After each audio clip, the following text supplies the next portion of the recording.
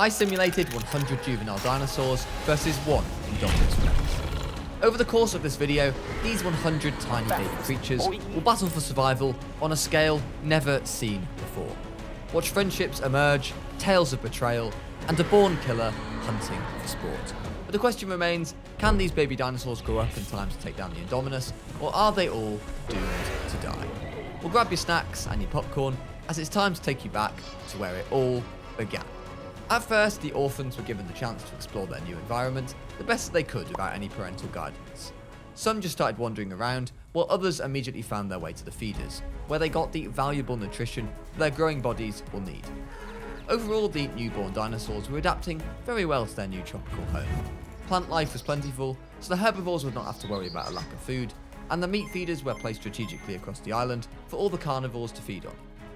It seems that forming bonds would not be an issue for these young dinosaurs, as the Velociraptor and Suchomimus shared a tray of meat without any issue at all.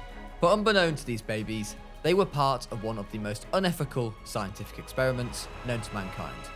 They were going to be the test subjects to determine the lethality of the Indominus Rex.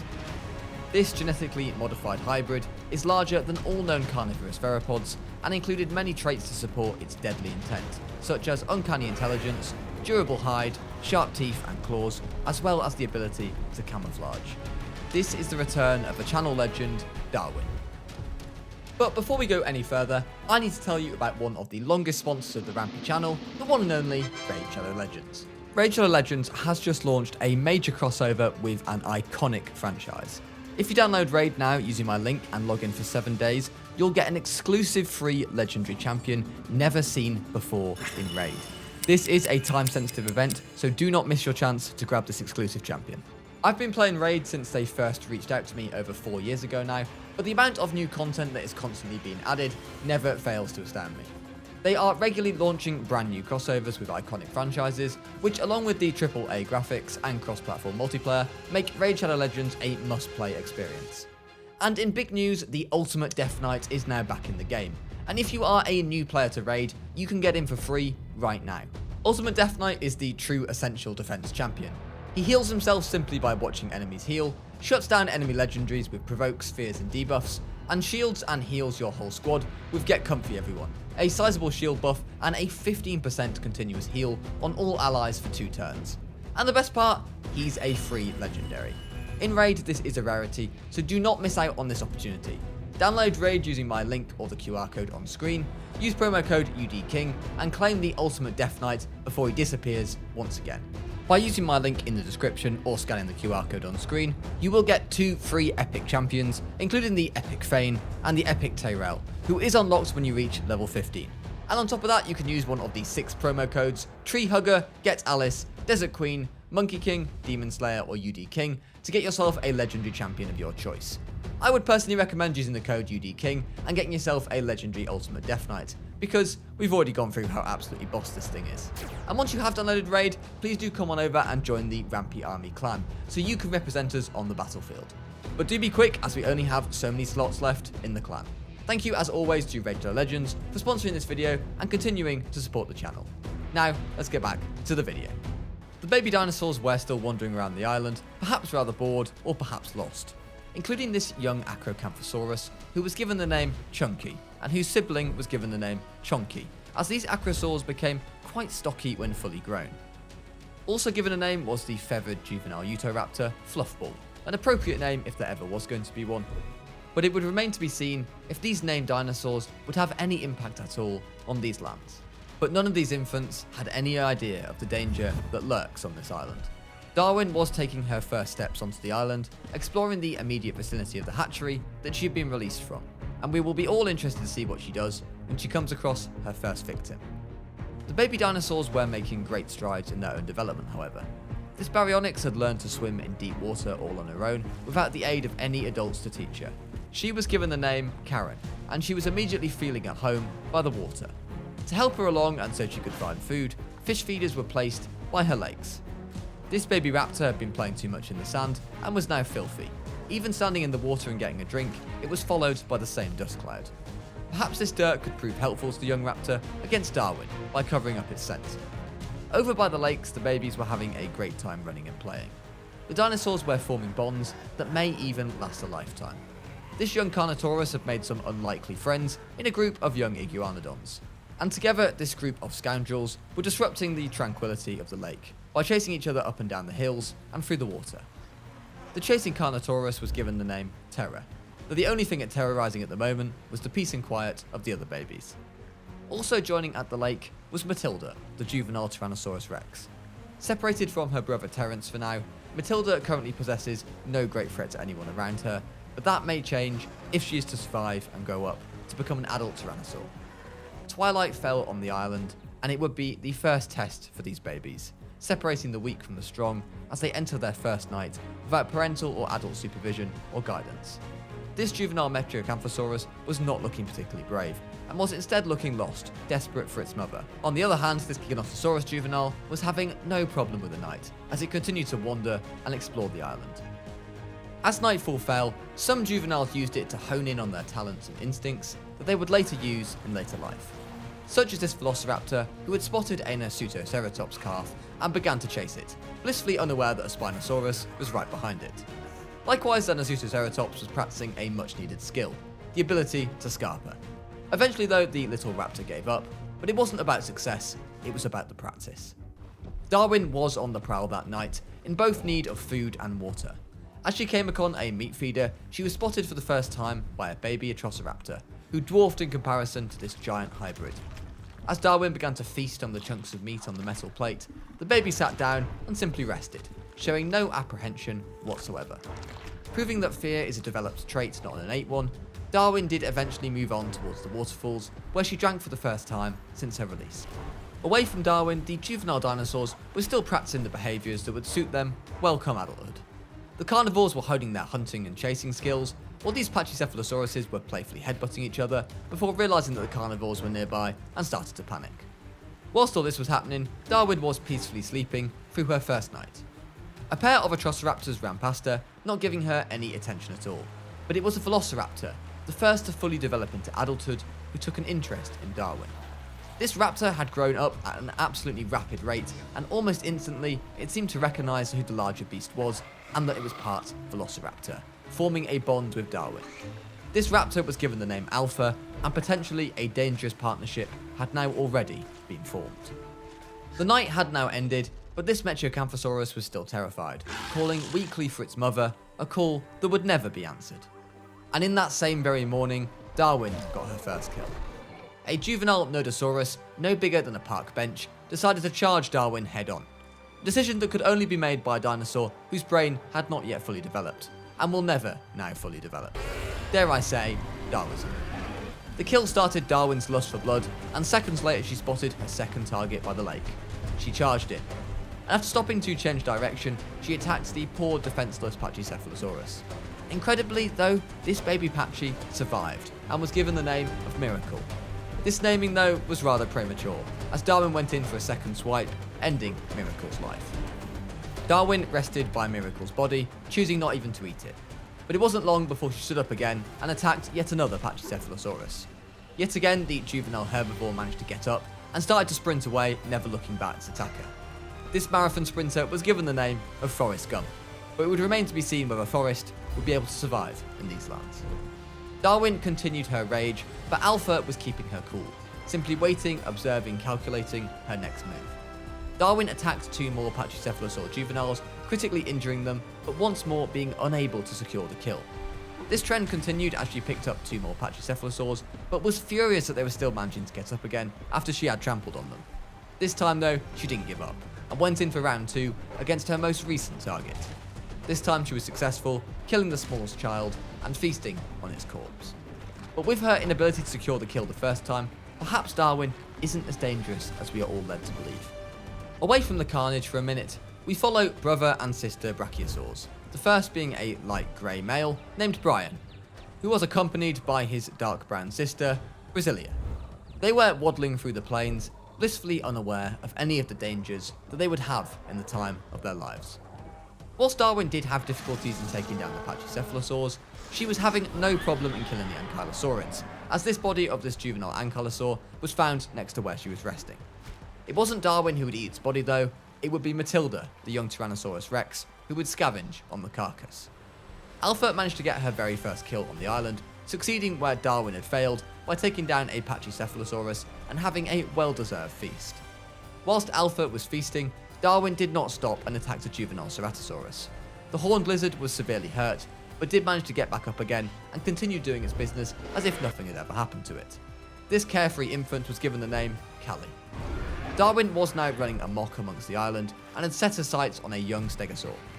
Darwin did not hesitate to act, as she booted the small herbivore across the plains as though she was playing Rocket League. The Stegosaurus perished immediately from the blunt force trauma. There was another stegosaur who was forced to abandon its friend and managed to escape from Darwin. This little guy was given the name Stephen, and he only stopped to rest once he was confident that he was safe from the danger. Also stopping to take a rest from the murder was Darwin, who merely sat, relaxing in the sunlight, scratching her neck and preening herself. It seemed this rest was well deserved, as it was revealed that she had finally managed to take down a Pachycephalosaurus when she stood up to continue her hunting. And she wasted no time in returning to the lake and clamping her jaws down on another Patchy. It seemed though that these Patchies had some unbelievable survival instincts, as once again they had managed to survive the attack, but they would not be able to survive another if Darwin came back for round 2. And unfortunately, that is exactly what Darwin did, and Panic's victory over the hybrid was short-lived, as it was soon found dead once more, with Darwin standing over it before quickly moving on. Elsewhere on the island, this Triceratops was bounding about, having a fantastic time, following and bonding with an Acrocanthosaurus. The trike was given the name of Trevor, and he seemed to have a gift for developing unusual dinosaur relationships, as he also seemed to have formed a friendship with a juvenile Spinosaurus. Unlike Trevor, one juvenile who much preferred his own company was Tyrant, the Therizinosaurus, who was having a great time pecking at the ground within the shade of the forest. But now at last, Forrest Gump's run had come to an end. Darwin had finally caught up with him, slaughtering the young Pachycephalosaur. If we could please pay our respect to Forrest Gump in the comments below. It was at this moment though that Darwin had decided to target some of the creatures that when they grew up would be a threat to her, and Matilda the Tyrannosaurus was first. Darwin returned to the lake and charged at the young Rex with no compassion whatsoever. Incredibly, Matilda did manage to get back up and walk away after that assault, and Darwin screamed at her rival, but Matilda didn't seem to care. Darwin roared again, but the young Rex had just kept walking. Perhaps recognising the genetic similarities of the two species, Darwin decided to show some sympathy and let Matilda be for now. But an Indominus Rex sympathy doesn't last too long. Matilda decided to revert to her scavenging ways, eating the body of one of the Pachycephalosaurs that Darwin had picked off, letting the nutrition boost her body's healing process. But Darwin didn't take too kindly to having her kill stolen, and the sympathy window had now ended, and so Darwin attacked Matilda once more, making sure that this time the Rex didn't get back up. Darwin rested by Matilda's body, making sure that no other creature dares to get close to her claim. A juvenile Carnotaurus did enter the mix, but that easily got distracted by something bipedal that it wanted to chase. Darwin slept during the day, regaining the energy she had expended during her rage-filled hunts. All the while, Alpha kept watch. Darwin wasn't the only one taking a daytime nap though, as this young Suchomimus was also dozing off not too far from a meat feeder. Whereas the herd of juvenile Iguanodons were not allowed to rest, as their good friend, the ever-restless and energetic Terror, continued to chase them through the lakes and fields. Away from all that, a young Ceratosaurus was resting in a nice groove that she had found, having been adopted by some Suchomimuses. This Baryonyx had managed to starve to death, despite being next to a lake full of fish, so that was a little bit confusing. But Darwin was now up and active again, and sadly, Kaylee's stroke of good fortune had come to an end. She had survived an attack from Darwin earlier in the day, but could not survive when Darwin struck once more. Following this, she found Terra's Iguanodon herd, as I found her standing over one of the juveniles that she had killed. At the other side of the island, the juvenile Giganotosaurus, who had been named Glinda, continued to wander across the land. Meanwhile, a mixed pack of varying species of carnivore and Trevor were running across the grassy plains, practicing their hunting skills that may be valuable in later life. It seems that news though of Darwin's murder spree had not reached the side of the island yet, as these babies seemed happy and full of life. And the spree itself did not look like slowing down anytime soon, as Darwin continued to terrorise the Iguanodon herd before changing her target and taking down the Troceraptor. But it's not all doom and gloom on this island, as Brian and Brasilia were playing across their plains, chasing each other across the grass. Eventually Brian went to have a nap, while Brasilia watched over him. A single Triceratops calf was keeping itself entertained, by bobbing up and down in the grass until it tired itself out. This juvenile Spinosaurus, on the other hand, was honing in on its fishing skills by snapping them up from a feeder. At first it ran to use up its energy, but soon returned to have a drink. But wherever Darwin is, death and heartbreak are often left in her wake. First there was this juvenile Ceratosaurus, who had ambitions of becoming the top predator of the land, and then there was this Carnotaur, who wanted nothing more than to run and to cause some chaos. Both of these dreams had been snuffed out. More juveniles who had survived this long were now deserving of names, such as the UDKING triplets, who were named Lisa, Bart and Maggie. And those little scamps spent their day chasing and tormenting the juvenile herbivore population. Darwin was taking another well-earned rest, this time under the shade of some trees. But Alpha wasn't keeping guard this time, instead it was a juvenile Iguanodon who volunteered to take up this post. I'm sure that Darwin will reward it very generously. While Darwin rested, the rest of the juveniles could relax. Trevor was having a wonderful time rolling in the grass, and Tyrant was continuing to mind its own business and wander throughout the island exploring new areas. While one of the acros was getting some cardio in, Alpha was also resting in the shade, scratching her head across the rough ground, waiting for her next orders when Darwin wakes up. And the meat feeders across the island were popular among the carnivores, with a Utahraptor feasting before a dusty Velociraptor took over. But Darwin was once more now awake, and the carnage could resume. It appeared that Indominus Rexes always wake up a bit cranky, and Darwin attacked something in the bushes and then charged forwards, trampling a Ceratopsid in her wake. She then set her sights on Maggie the Utahraptor, but did not attack and moved on. She then ran forwards and attacked two more Styracosaurus babies, and the second one did manage to get up, but the first did not. She then attacked the drinking Maggie, though thankfully not fatally. All that violence can really make a genetically modified hybrid rather thirsty, so Darwin went to get a drink. Maggie saw this and took a chance. She started to run as far away from the behemoth monster as she possibly could, and her little legs were fast in her movements, and she covered a lot of ground to get away. But Darwin soon caught up. Her large, bulking legs could cover a much larger distance, and Darwin screamed at the much smaller chicken. Bart and Lisa were too preoccupied with playing with the other carnivores or taking a pleasant drink to notice their sibling was now in mortal danger. And sure enough, Maggie could not survive a second time. She had been abandoned by her siblings and was left to be attacked twice by Darwin, who liked her food scaly rather than feathered and decided to eat the Styracosaurus instead. Darwin ran off, no doubt to hunt once more, and so a baby Velociraptor claimed Maggie's body and began to eat and take chunks away. No point in letting a perfectly good meal go to waste, is there? But the very next day, there was a shift in the power curve. Many of our juvenile dinosaurs had now fully grown up. From the powerful armoured herbivores, small agile and menacing small carnivores, to the big meaty large carnivores who will pack a hefty punch. These lands had transformed themselves overnight, and every creature now had the same goal: survival. With maturity sweeping through our ecosystem now, we now had a diverse, flowing ecosystem. The piscivores swam in the lakes and took fish from the feeders, and even the largest of dinosaurs, Brian and Brasilia, were now fully grown, fearless from any threat that may enter their territory. But it was the Acrocanthosaurs who took to their newfound bulk and tried to assert their dominion on this newly flourishing ecosystem.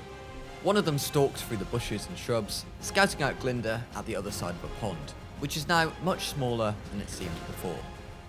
The other acro decided to try and take on a Triceratops, but the trike struck first, before the two stared each other down for a short moment, while many of the Triceratops heard and a Spinosaurus began to panic. They then both struck at the same time, and the two stared each other down again, before the fight ended in a stalemate.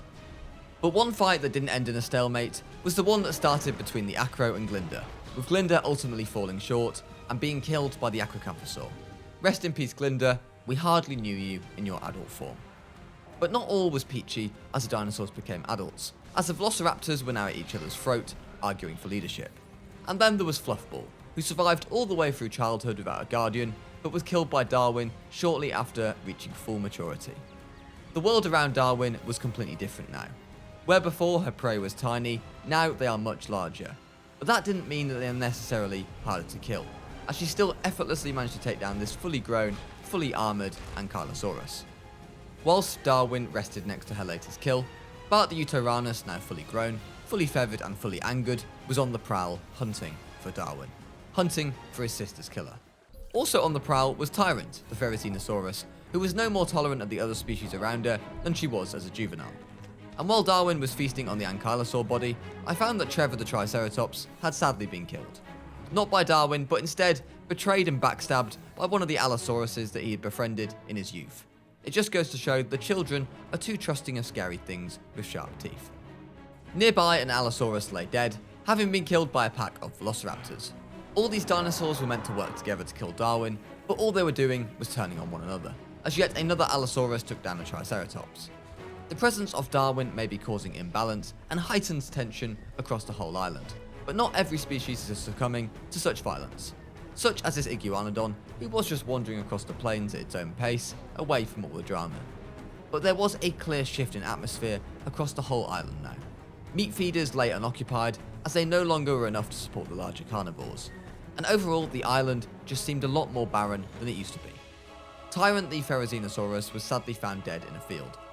To no one's surprise whatsoever, Darwin had been the perpetrator, but Tyrant had got some good hits in before going down. Over by the lake, these Atrociraptors, who were an absolute menace in my last video, a Chaos Fury ecosystem, were doing absolutely nothing and being quite underwhelming. The Spinosaurus, who did very little in the Chaos Fury ecosystem, was also doing nothing of note here. It was just fishing and relaxing in its own space. Chunky and Chonky were reunited once more, though it wasn't a happy reunion. Instead, they were whacking each other in a needlessly violent dispute over the leadership position of the Acros.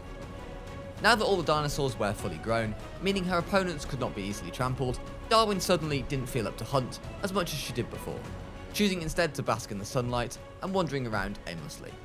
All the action was instead being taken out by the smaller carnivores of the island, with this Utahraptor easily managing to dispatch of this green Atrociraptor. While it continued to dart around in a crazed fashion, it was given the name Uzi.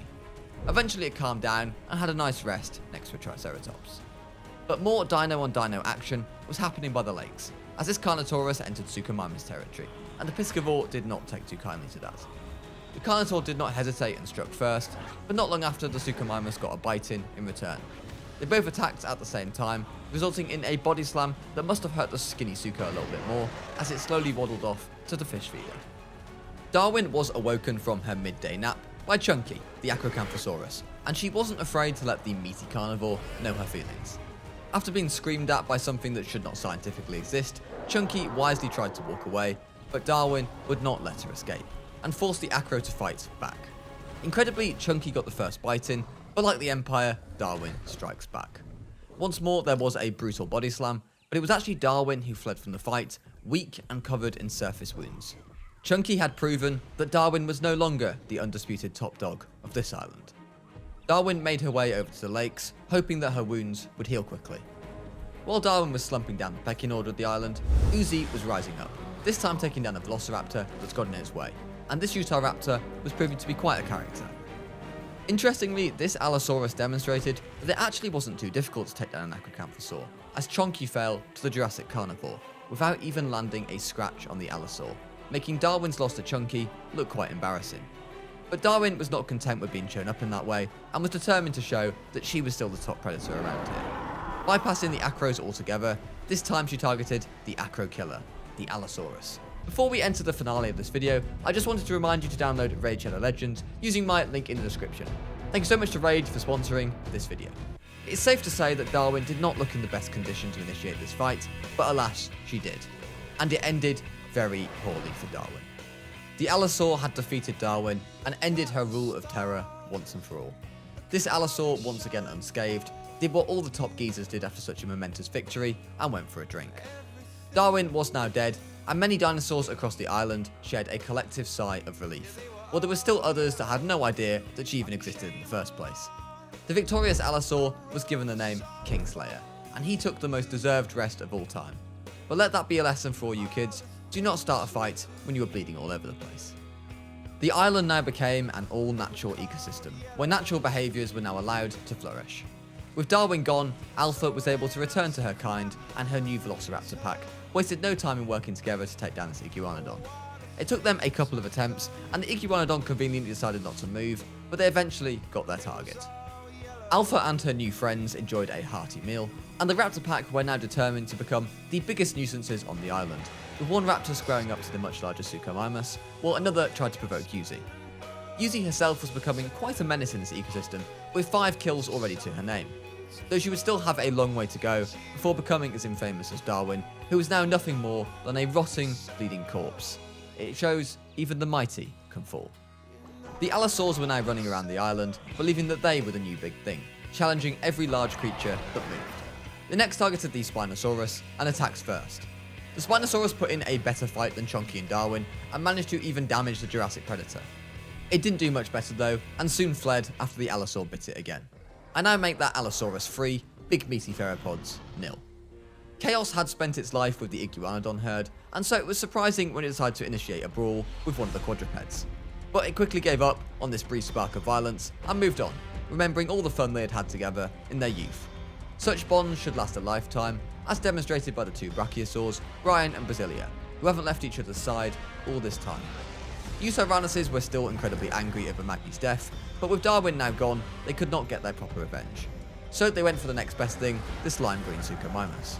The two fought, but ultimately it was the Uti whose bite could not match its bark, and fled, while the Sucho did a little victory dance. But as we approach the final day of this ecosystem's life, I look back over the island that plays host to the resilience of life itself. Not only for the juveniles who managed to adapt and thrive in a world where they had no paternal figures to guide them, but also to those who survived the encounters and eventually overcame the scientific monstrosity that should never have been allowed to exist. As we watch over the dinosaurs who lived on this island, I'd like to thank you all for watching my latest video, and if you have enjoyed, don't forget to leave a like on the video as it really does help support the channel, and of course subscribe if you haven't already so you don't miss an upload. Also, why not watch the video that YouTube has put on your screen right now? They think you will love it. Thanks for watching all, remember to download Raid Shadow Legends to help support the channel, and I will see you guys in the next one.